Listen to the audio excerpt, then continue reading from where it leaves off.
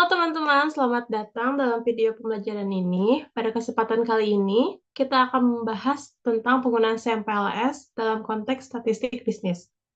Kita akan membahas apa itu SAM-PLS, bagaimana cara mengoperasikannya, serta bagaimana kita bisa menggunakan SAM-PLS 4 untuk menganalisis data secara efektif. Pada kelompok ini, kami bekerja sama yang terdiri dari 10 orang, membagi tugasnya untuk memberikan penjelasan terbaik. Berikut pembagian tugasnya. Dengan kerjasama tim yang solid, kami berharap video ini memberikan pemahaman yang jelas dan bermanfaat bagi Anda. Menurut pesan di layar ini, secara keseluruhannya, PLSM adalah alat yang sangat berguna untuk menganalisis hubungan antar variabel yang teramati dan variabel laten, khususnya dalam penelitian eksploratory yang bertujuan untuk mengembangkan teori dan memprediksi hasil. Untuk mengimplementasikan PLSM ini, berikut beberapa langkah yang perlu disiapkan. Gunakan perangkat desktop seperti PC atau laptop untuk menginstal dan menjalankan perangkat lunak PLSM. Kunjungi situs web resmi Smart PLS untuk mengunduh dan menginstal perangkat lunak ini. Yang selanjutnya, siapkan data survei. Pastikan Anda memiliki file hasil survei dalam format CSV untuk memulai proses analisis. Sebagai contoh, dalam penelitian ini kita memiliki beberapa variabel. X1 adalah PU, X2 adalah PEOU, X3 adalah PWS, variabel mediasi adalah ATT, Y adalah IU. Nah, data survei kita ada 61 responder. X1 adalah PU, X2 adalah PEOU, X3 adalah PWS, variabel mediasi adalah ATT. Dengan langkah-langkah persiapan ini, Anda sudah siap untuk memulai analisis dengan SAM-PLS menggunakan data yang sudah dipersiapkan. Untuk menggunakan SAM-PLS, kita memerlukan perangkat lunak seperti Smart PLS 4. Langkah pertama adalah mempersiapkan data yang akan dianalisis dari informasi sebelumnya akan dianalisis. Create folder. Import data file dan upload file survei tipe CSV dan data sudah terupload.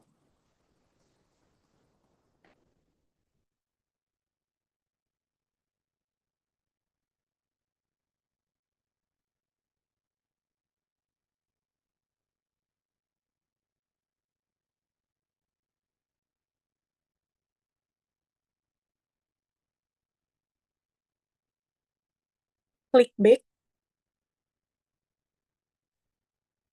Create model PLSM. Masuk ke halaman baru dan bisa membuat flow chart-nya. Klik navigasi bar laten variabel lalu tambahkan semua 5 variabelnya.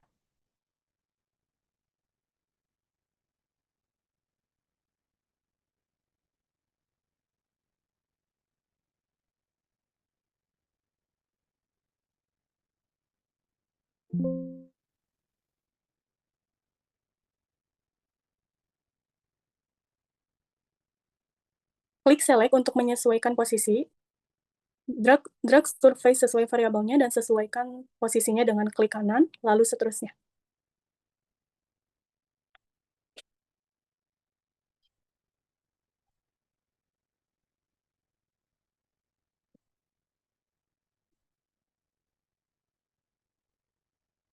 Klik connect untuk menghubungkan variabel ke variabel yang tertusuk atau endogen.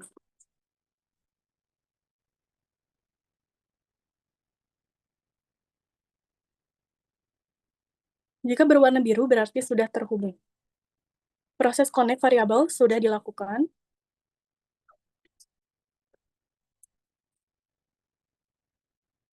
Analisis di report outer model and inner model dengan klik calculate, lalu klik SAM-PLS algorithm, lalu klik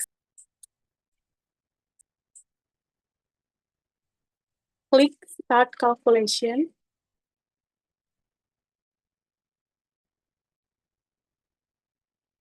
Centang open report-nya agar masuk ke halaman report dan bisa langsung menganalisis. Jika ingin pada tampilan lain bisa visualisasi menggunakan HTML. Lanjut, jika ingin report hipotesis, dengan klik calculate lalu klik bootstrapping. Klik start calculation.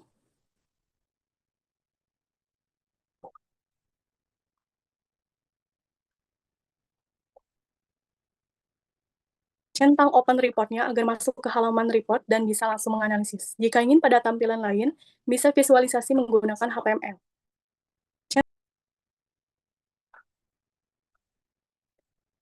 Cukup simpel kan untuk menggunakan App Smart PLS untuk menjelaskan outer model, inner model, and hypothesis dijelaskan oleh rekan saya. Salah satu langkah penting dalam SAMPLS adalah melakukan uji validitas. Apa itu uji validitas?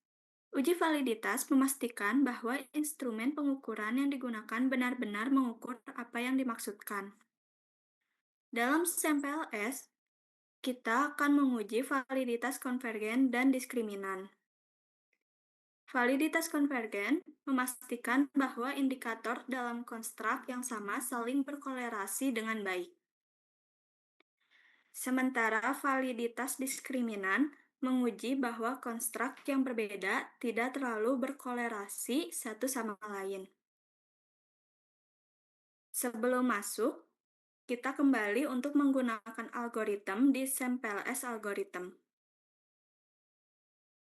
Cara uji validitas ada 2 dengan 3 parameter pada outer model. Yang pertama ada konvergen. Outer loading lebih dari 0,7. Lalu AV lebih dari 0,5. Yang kedua ada diskriminan. Cross-loading lebih dari 0,7. Kita cari pada report ini untuk outer loading.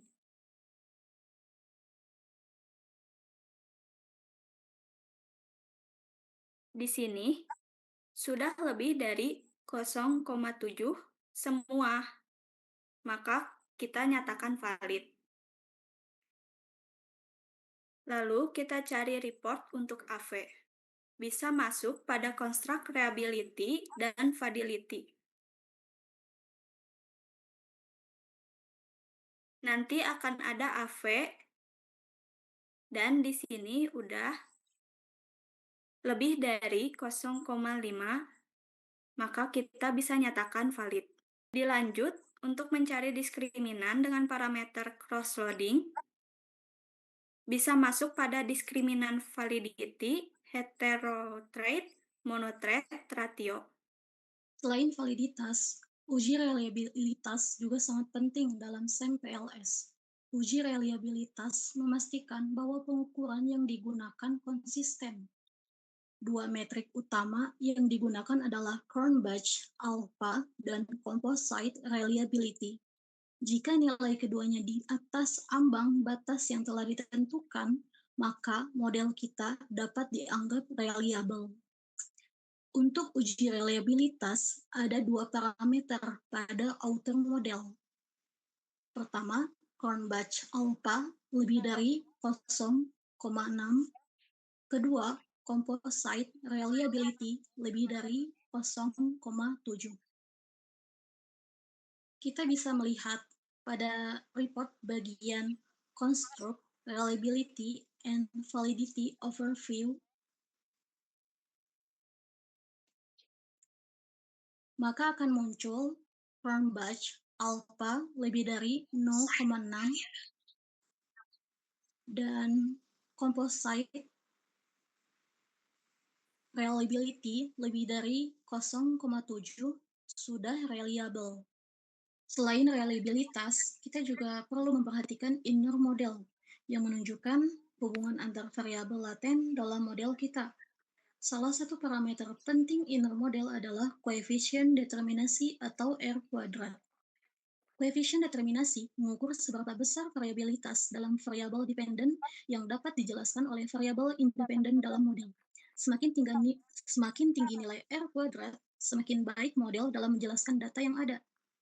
Biasanya, Nilai R kuadrat yang lebih tinggi dari 0,7 dianggap baik untuk analisis SEM-PLS, menunjukkan bahwa model kita mampu menjelaskan sebagian besar variasi dalam data. Cara mengetahuinya pun sangat mudah, bisa cukup masuk report. Pada bagian sebelum itu, pastikan ya inner model sama dengan R square. Jadi cukup cari report R square, lalu overview.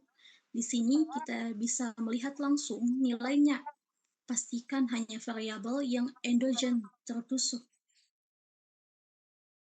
Model SEM-PLS yang digunakan memiliki kekuatan sedang dalam menjelaskan variabel ATT sampai dengan 52% dan cukup lemah dalam menjelaskan variabel IU sampai dengan 40%. Setelah menguji validitas dan reliabilitas, langkah selanjutnya adalah menguji hipotesis. Dalam SEM-PLS, uji hipotesis digunakan untuk menguji hubungan antar variabel dalam model kita. Dengan menggunakan uji tes statistik, kita dapat mengetahui apakah hubungan antar variabel tersebut signifikan atau tidak. Nilai p-value yang rendah menunjukkan bahwa hipotesis diterima, sementara nilai p-value yang tinggi menunjukkan bahwa hubungan antar variabel tidak signifikan. Untuk mendapatkan nilai t-tabel, bisa menggunakan rumus di Excel atau Google Sheet dengan rumus sama dengan TINV kurung buka 0,05 titik koma 62 kurung tutup. Cara mengetahuinya, sebelum kita perlu masuk pada report di bootstrapping dengan cara klik Calculate, lalu bootstrapping dan Smart Calculate. Jika sudah, kita akan diarahkan ke reportnya, bisa masuk ke report total effect yang ada mean, STDV, t-value, dan p-value. Lalu fokus pada original sampel. Jika nilainya di bawah t-tabel, maka tidak berpengaruh. Jika di atas itu, maka berpengaruh. Cukup mudah kan menggunakan SEM-PLS?